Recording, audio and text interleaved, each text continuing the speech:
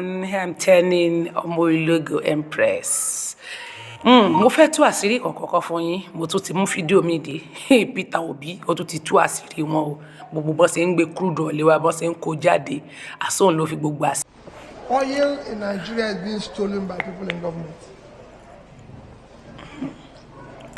Nobody can steal oil. It's not a sweet. You can't go into grocery shop and steal something and put it in your pocket and go away on your back. You can't steal oil like that.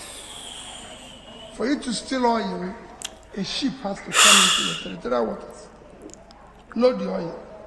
And no ship can go into a nation's territorial waters without the approval of its navy. And you load it. For you to leave, you have to have approval. And everybody knows where every ship is on the surface of the earth.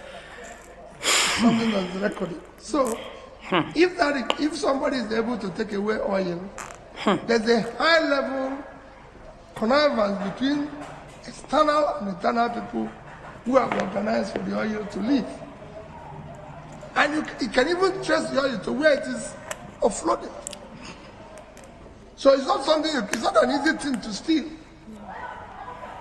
It can only be done officially. Don't forget to subscribe to my YouTube channel, Tenny